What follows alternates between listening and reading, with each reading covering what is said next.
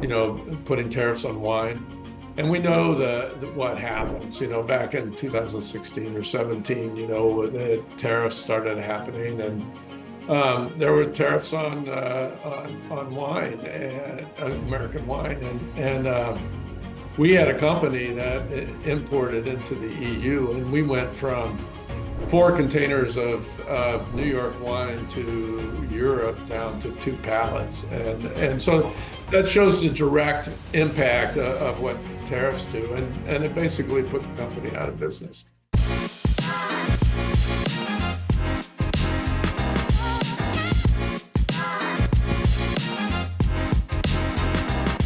Hey guys, this is Sid Patel, CEO of Beverage Trade Network and your host to the Wine, Whiskey, and Wheat Show. Welcome back. I'm here with Scott Osborn. He's the president of Wine America and Fox Run Vineyards, which is one of the finest vineyards out of East Coast. And we're going to learn from him about advocacy, leadership, and what to expect, especially for the U.S. wine industry in 2025. Scott, thank you very much for joining me here.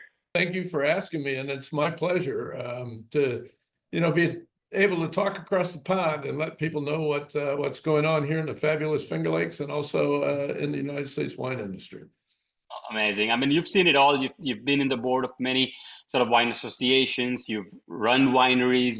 You've been in the business for many years. So I think you can also give us perspective of cycles, right? And sort of how the industry is panicking in some moments, be it the neo prohibition or the low and no category or the tariffs, so would love to pick your brains. And as we go deeper into the conversations, let's start with giving some context about your role, especially when it comes to advocacy. What all seats are you sitting on, and what is the objective here?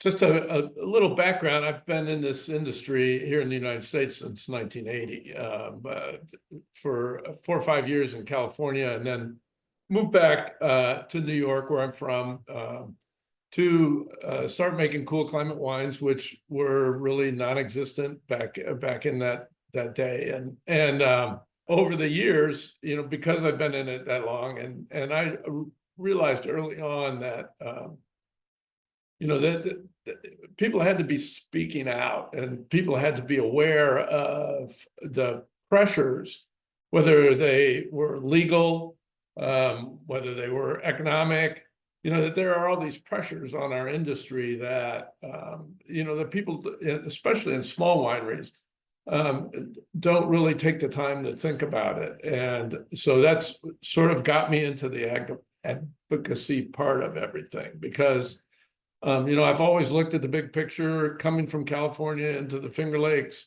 I was bringing in a different perspective, and realized that there's a lot of stuff going on that would directly affect not only my business, but my neighbors also. Fantastic. Let's start with, one of your first advocacy at Finger Lakes Association, right? So that region which you really had the goal to promote, and at the same time, as you said, protect.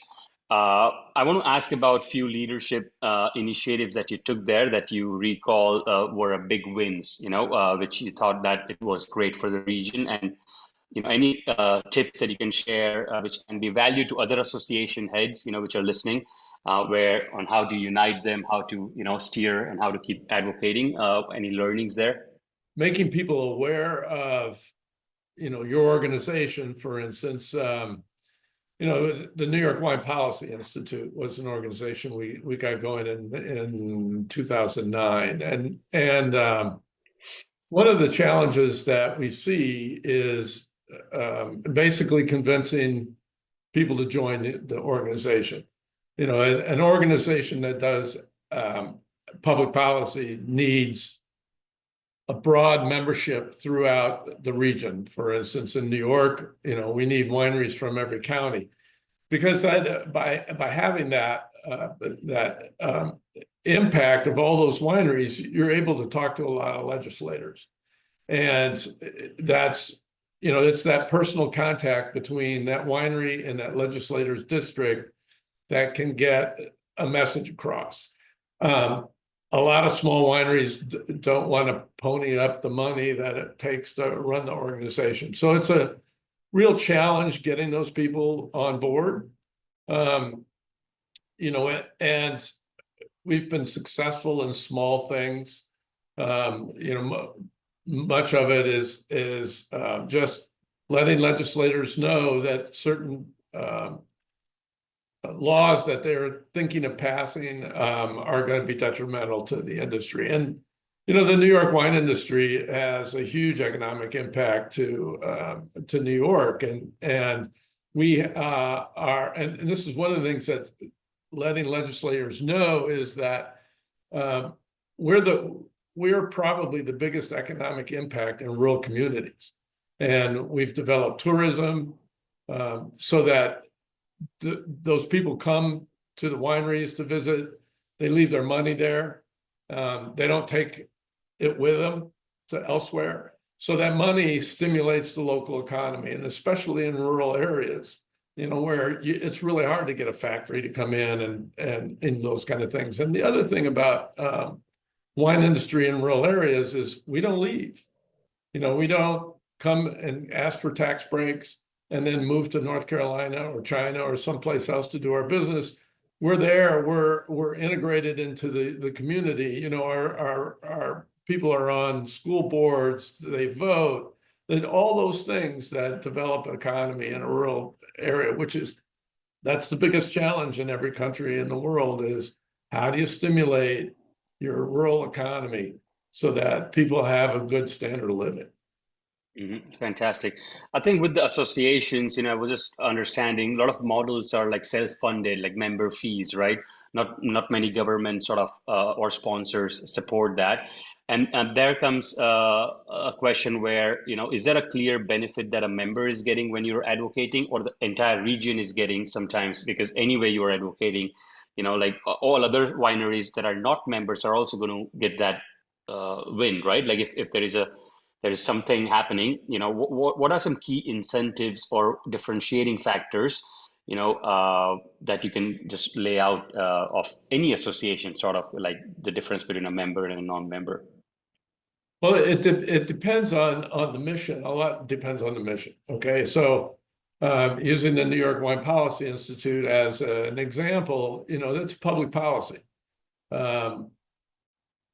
That's really hard to communicate to other wineries why they should be a member, because in many ways, it doesn't directly affect them all the time, but it could directly affect them. So if, for instance, in New York, there's rumors that they're going to lower the blood alcohol content to 0.05 from 0.08. Well, that would be a direct effect on the wineries throughout the state. But convincing a winery that is a problem and that they should become a member of the organization to help prevent that is a challenge. Whereas from a marketing standpoint, so using the Seneca Lake Winery Association, which is an organization of wineries along Seneca Lake here in the Finger Lakes, by being a member, you see a direct result of more customers coming into your winery. You end up making more money. There's all these benefits that affect you directly almost immediately when you become a member. And so it really depends on the mission. Understood. Yeah. So it's much easier when it's sort of export or sales or marketing focused sort of people to join, because it's pay per activity sort of thing that you're part of their marketing initiative. So it's easier. But when it comes to sort of advocacy, it's a little bit challenging compared to those areas. Yes. Yep. Got it. Let's go on the US winery landscape. And at this moment, what are some regulatory hurdles or challenges that are on your plate, especially when it comes to US wineries? Well, there's a number of years ago there's tax issues. We have to pay excise tax on our wines, and Wine America was able to get a tax reduction for the wineries in the United States, which, for small wineries, might have been a few hundred to a few $1,000s a year. For larger wineries, it could have been $150,000 a year in tax savings. And we were able to get that permanent. Right now, there's an anti-alcohol movement going on. And that's going to be a real challenge. The dietary guidelines that are coming out, there's a movement to change those to reduce the amount of wine consumed by men and women. And so what we're trying to fight that. And we do have what's called a wine coalition, and these are senators and House members that have wineries in their districts and support the wine industry, and so it's nice to have something like that within the bigger legislative organizations. Okay, so let's, I mean, just for many of us, may not know how the legislation works, how the bill gets passed, can you give us an example of, let's say, what is the process? Like something happens, like maybe let's say this lower alcohol thing that you just mentioned, or the alcohol warning that people are just, mumbling about, that it may come to put it on label that it's injurious to health. So how does things get in action? What is the entire process before it becomes a law, and what happens in the advocacy phase when you get to push back? Can you give us some examples of a new law coming in? Yeah, well, what happens is a legislator will propose a law, and sometimes they're going to get co-sponsors. So a Republican may propose something, but it'll get a Democrat to join in with them. And they'll propose that, and then there's a period of time when there's a lot of discussion. During that time, if it's a wine law, then it gives us an opportunity to educate on what is the effect on our industry going to be if that law goes through. And so sometimes, you're successful, and they don't even vote on the law. Sometimes you're not.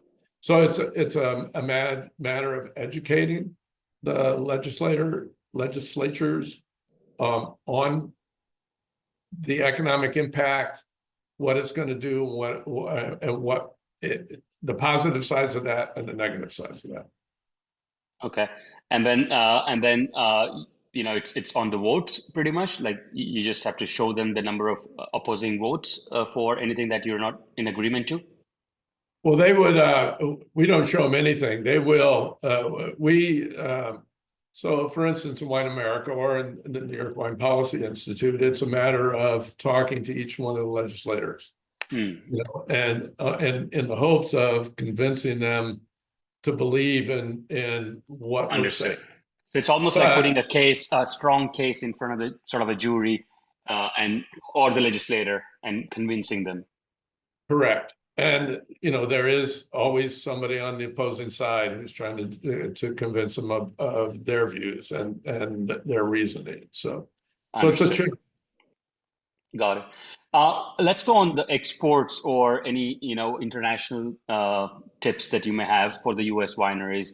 What are you seeing playing in 2025? Like, what is Wine America addressing as far as international market goes, and how are we branding the U.S. wineries internationally? Well, we because we're mostly advocacy and not marketing so much, but from an advocacy standpoint, we're totally against tariffs, and have been from day one. We know what the effect of tariffs do on our industry. It's a lot of it is retaliatory. When there's a retaliatory tariff, let's say we put a tariff on the EU for something, they retaliate by putting tariffs on wine. And we know what happens. Back in 2016 or 17, the tariffs started happening, and there were tariffs on wine and American wine, and we had a company that imported into the EU, and we went from 4 containers of New York wine to Europe down to 2 pallets. And so that shows the direct impact of what tariffs do. And it basically put the company out of business.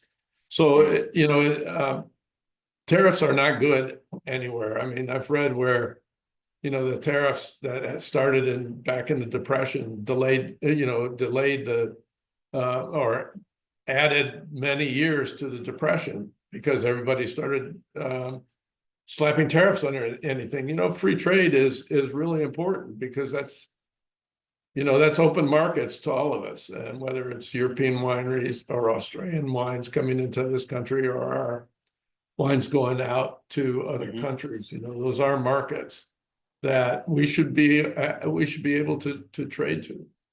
Got it.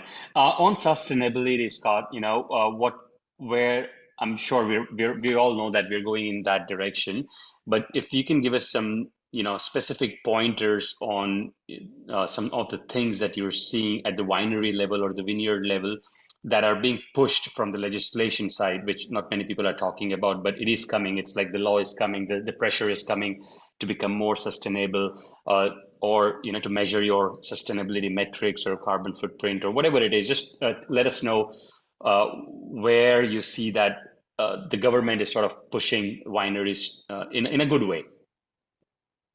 Well, that's an interesting question. Right now in New York, there's a bottle deposit bill being proposed. There's also what EPR, which is an employer. I think it's an employer. I can never remember the acronym, but it basically means employers Some scheme, yeah, like payment scheme, I think. They have to pay on everything, and the economic impact of that to the wineries, because a lot of times legislation is proposed without thought of what's the end result going to be. So, a bottle deposit, our wineries going to have to collect all those bottles. Well, small wineries don't have the space to collect all those empty bottles and then ship them out to recycle or whatever. Or, there's why don't you reuse your bottles? Well, the equipment that's involved in reusing bottles it costs $1 million, and a small winery that's making 5,000 cases a year doesn't have $1 million to rewash and reuse their wineries or their bottles. So, there's a lot of good intention laws being proposed, but the good intentions don't necessarily result in a good result for wineries, for instance. So, and that's a challenge. Understood. What are some things that you were seeing, especially let's say in Finger Lakes region, that wineries are doing to become sustainable? Well, wineries and vineyards are realize that the importance of their land is how they're going to generate income. And there's a huge sustainnabilty movement. And here at Fox Run, for instance, way back in 2002, we were named a lake-friendly farmer, and we had to go through a whole workbook to prove that none of our viticulture practices would negatively impact the water quality of Seneca Lake. I've planted a butterfly and bee habitat with all native New York flowers, just so because we know the monarch butterflies are having a hard time, and so are bees, so this is an opportunity for me to help, because I can devote 4 or 5 acres to something like that. We just finished our second round of the New York Sustainable, and that's another workbook that it looks at all your vineyard practices to determine what you're doing to become sustainable, and you have to reach a certain score to even get a sustainable designation. And so the wineries here in the Finger Lakes are our most important thing is to keep those lakes clean. And to do that, we have to have viticulture practices that won't negatively impact those lakes, because one, the lakes are so deep that they really affect the climate around us. But it also brings in people from around the world who want to come visit the Finger Lakes. And if the Finger Lakes aren't in good condition, nobody's going to come.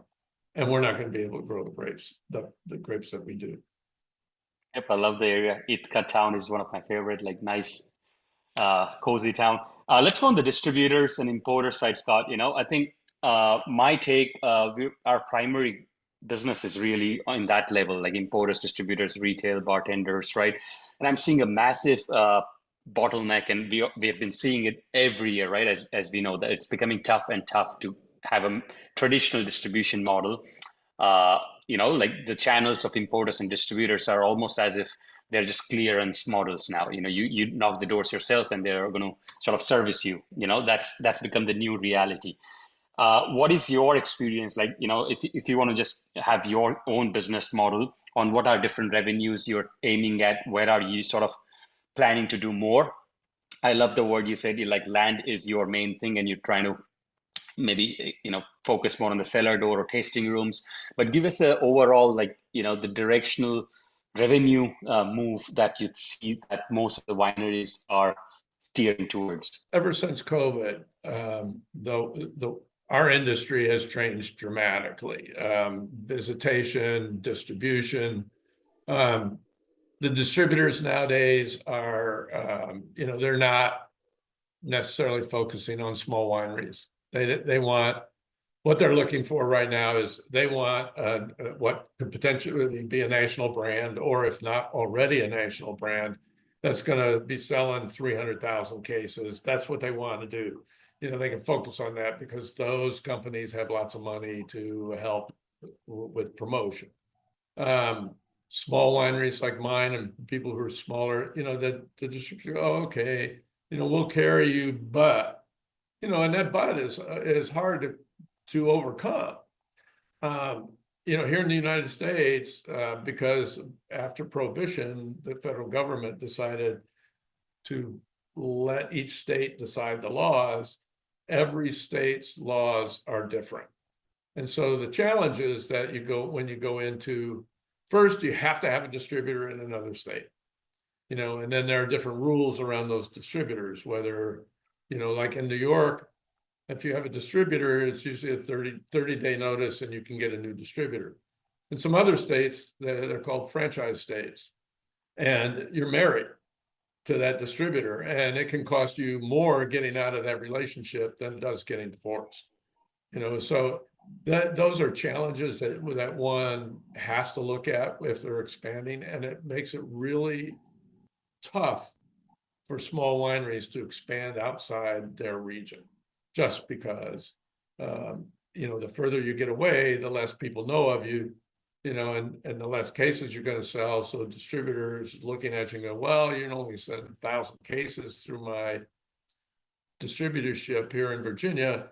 I don't know if I want that. I want 10,000 cases, or I want 20,000 cases. I want to make it worthwhile. So it's becoming harder and harder for a small winery to expand into national distribution. How do you grow? Like, what are your ways you're thinking to grow your top line and bottom line? Well, we've since COVID, and I've been in this long enough to see the good times and the bad times, and there's cycles.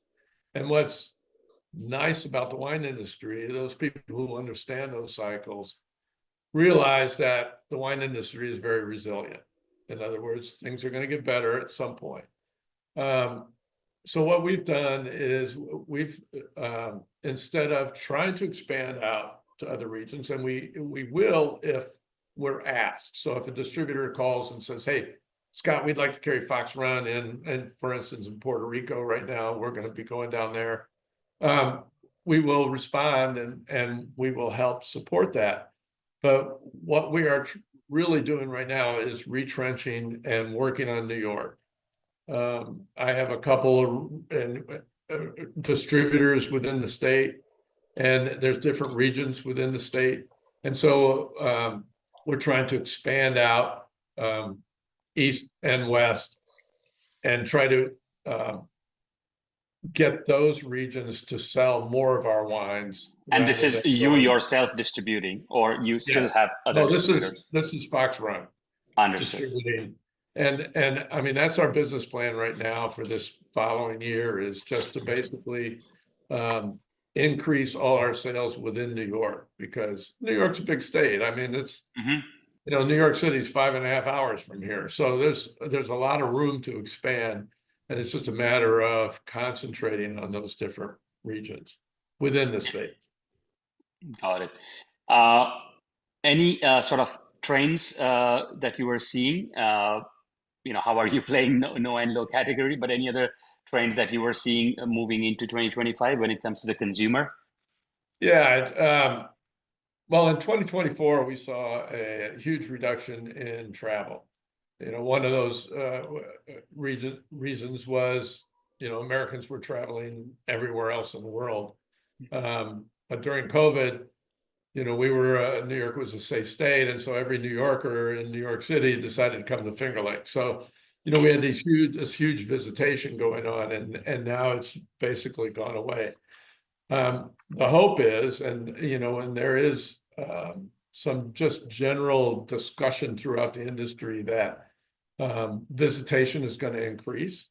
I don't know if it's going to increase to 2019 levels, but we do need some increased visitation. And I think as wineries, we have to look at what we're doing within our tasting rooms.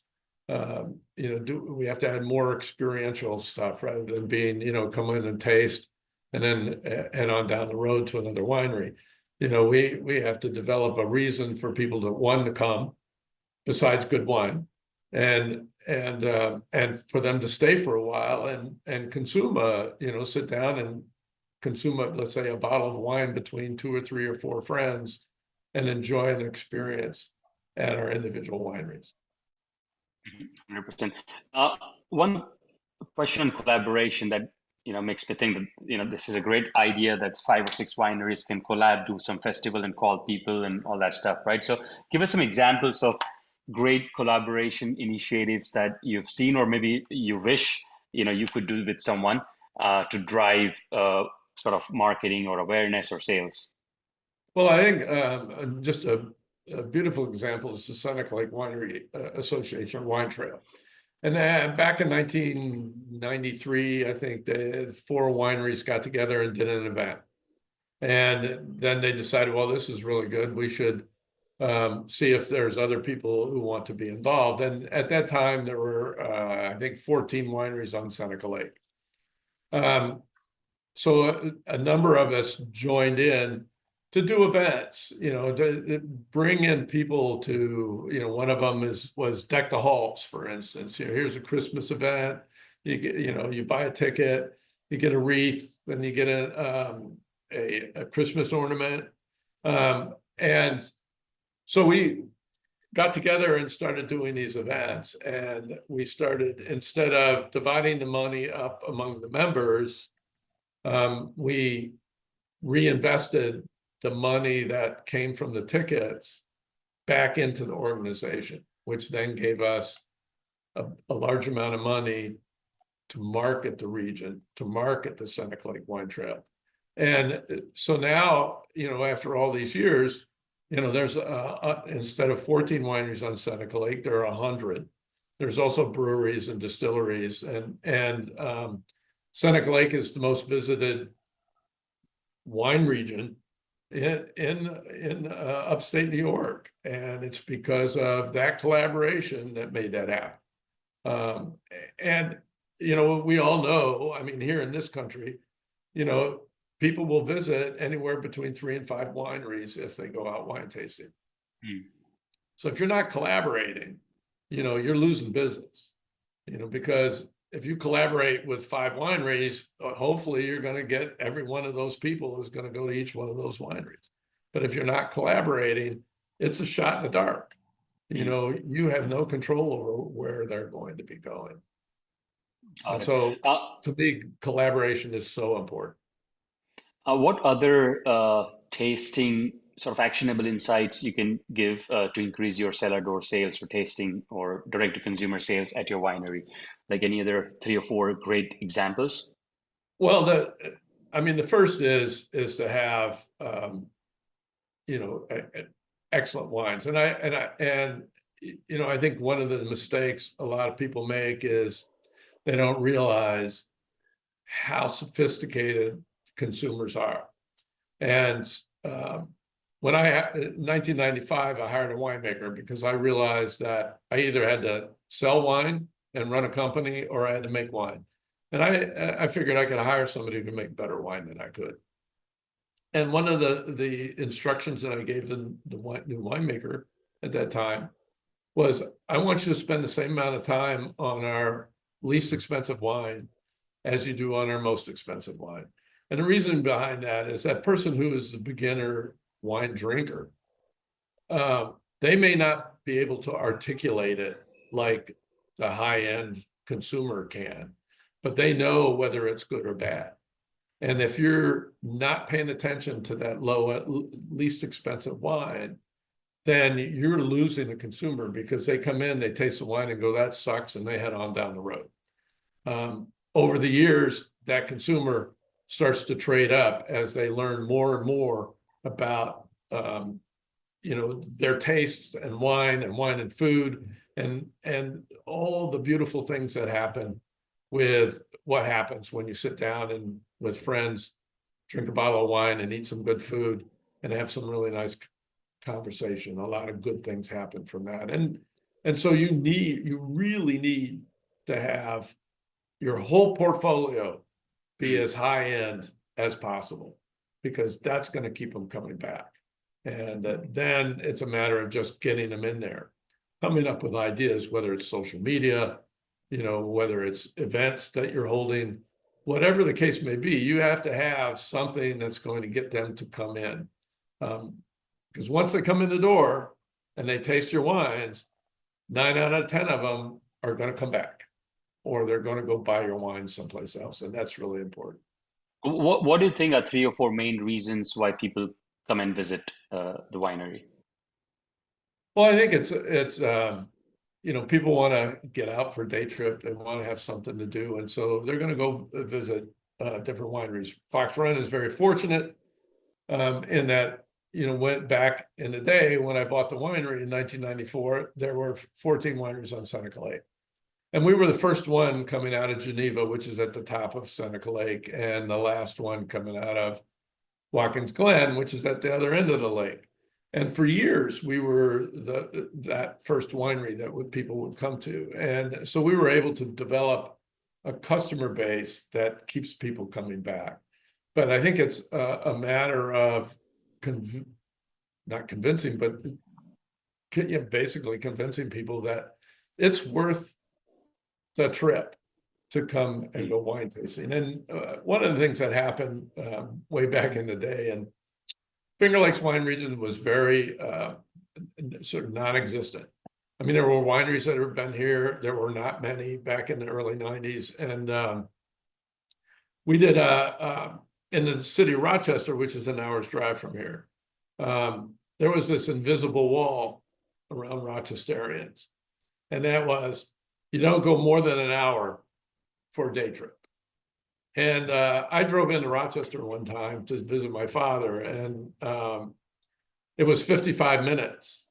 And so I ran a radio ad that said, hey, I'm Scott Osborn. I own Fox Run Vineyards, and we're only 55 minutes from downtown Rochester. Why don't you come down and visit? We offer free wine tastings. Well, our customer count went from 7,000 to 18,000 the next year because of that.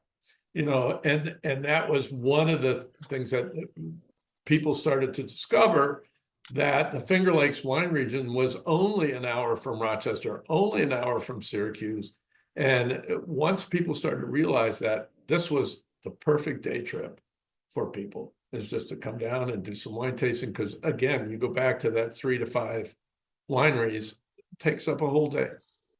Amazing. Scott, let's have a couple of minutes on Wine America.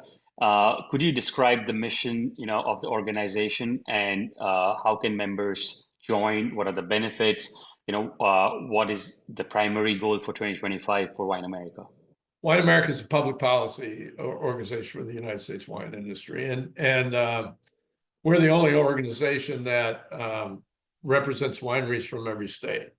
And with that, we have we have a huge ability to educate on the national level, the legislators in the House and in Congress and in the Senate, because we have representatives, our wineries in every state, and they have a representative that is in Washington, D.C. We're always,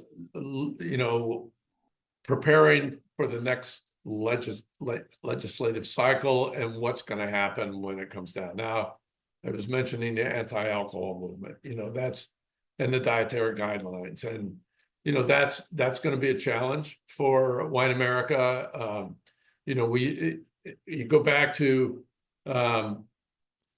membership, and it's how do you convince people, wineries in general, to join the organization?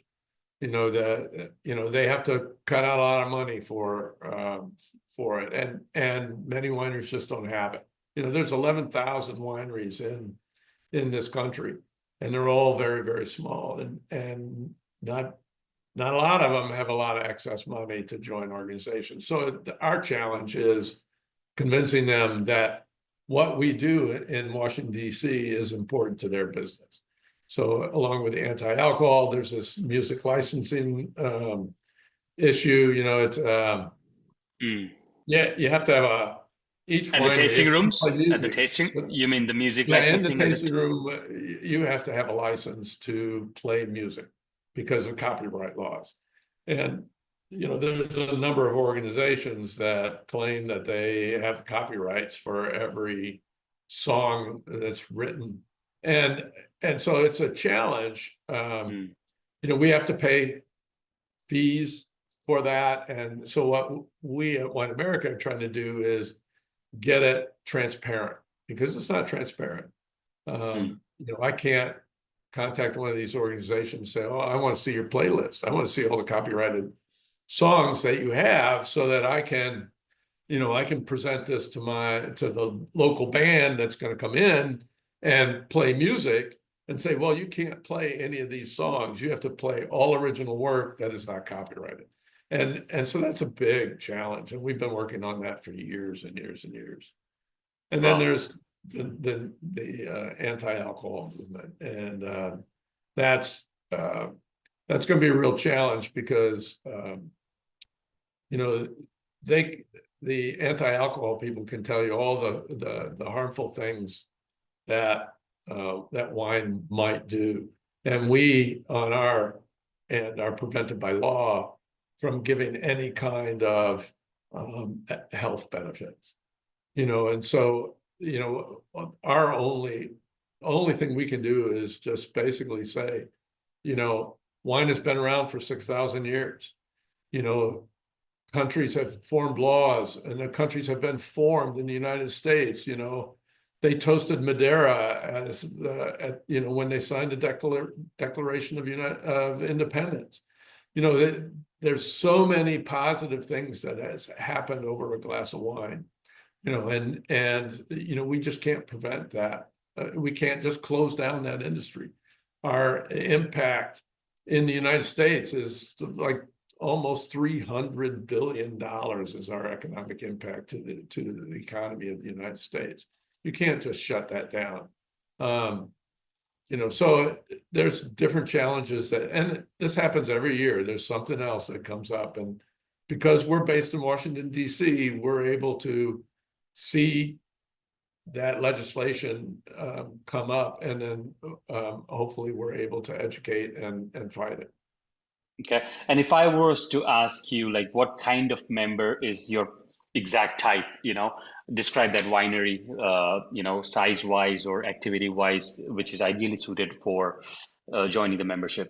Well, I think most of the wineries right now are under that 25,000 case winery. There are a couple large organizations, but the major large organizations are out of California, and they tend to be all members of Wine Institute, which is the public policy organization for the wine industry in California. So they tend not to join Wine America because they're already represented.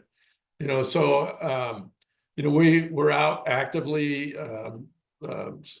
searching for members. We are actually going to hire a director of membership whose sole job will be to go out and try to recruit members in other states. We see the importance of having members in every state is because that just gives us a lot of political clout. Mm-hmm. Cool. Scott, last take on leadership. Personally, I wanted to ask you that questions as well. Let me I mean, it will be as it can be as personal as your own style, right? So we're very curious to know, like, you've been in the industry for many, many years. How do you innovate? How do you learn? How do you, what's your process of constantly learning and innovating, in adapting the business practices, overall as a business? Well, a lot of it is based on learning. I try to attend conferences. I try to read everything there is about what are the trends, what's going on. I try to involve my staff on all of that, and then I also try to stay in constant communication with winery owners from around the country. Being the chairman of Wine America, that helps me out a lot because I'm able to meet a lot of winery owners. And we tend to have conferences that talk about what's going on, what the trends are. And I try to stay a part of that, or at least have one of my employees be part of that discussion so they can bring it back so we can make decisions on where we're going to go. What are we going to do to attract people to our tasting rooms? What are we going to do to expand our footprint? What are we going to do about sustainability? And picking up the phone is so important to have a conversation with another winery owner. And, there are winery owners that won't tell you a word because they believe that, they have the secret. Mm. It's the winery owners that communicate with each one other that I see tend to be the most successful. Okay. Um, Let me ask you on a problem, let's say, or a challenge. I want to grow foot traffic in my winery. Okay. So now what's your next step? Like, what do you do? Like, you first, obviously yourself, think what are some big things you can do with the least amount of money and time, which gets you maximum impact, for example, and then you will write down before you tell your team. So just walk us through the details. At what point you have a meeting, let's guys do this. At what point you cancel that idea, before you put it out. So let's take an example of this, like foot traffic. How do you go about it? we see the trends, and that comes down to basically listening to what's going on within the industry, and whether it's tourism, and you're reading the articles, you're talking to the different people who are um, leaders in their field, and you're finding out trends. And then internally, for instance, let's talk about social media. 20 years ago, social media didn't exist. All of a sudden, these things started because of the internet and because of all those things, Facebook and Instagram, all these things, social media started to be a thing. And there was a younger crowd that were tied into it versus people like me, who, I pick up the phone and talk to people. I don't send emails. I don't send text. Well, I do, but a lot more than I did. And so I look at that and then I go, okay, who do I need to talk to and who do I need to hire? And so our marketing people, the last few years, I've gone and hired a marketing person who's younger, who understands social media. And then when I get an idea, I walk down to him and I say, hey, what do you think about this? And he says, well, we can try it. Let's do this, this, and this. And then we may try something and it doesn't work. And we may try something and it does work. And so social media has been something, but I don't want to give up on old school. So, I'm seeing that one of the things when my salespeople go out into the marketplace, go to restaurants or retailers, a lot of the distributors and a lot of the salespeople are trying to rely on internet and things like that. And I'm seeing that's not happening.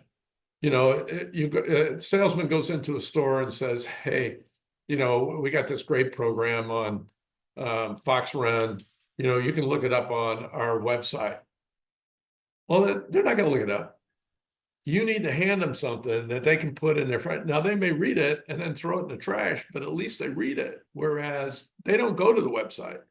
If you send them an email, there's a thing called click, delete, delete, delete. If there's a hassle, it's delete, delete, delete. So you need to be in there. You need to be talking to people, we also look at press releases and articles, like print media is sort of going away, but it's still there.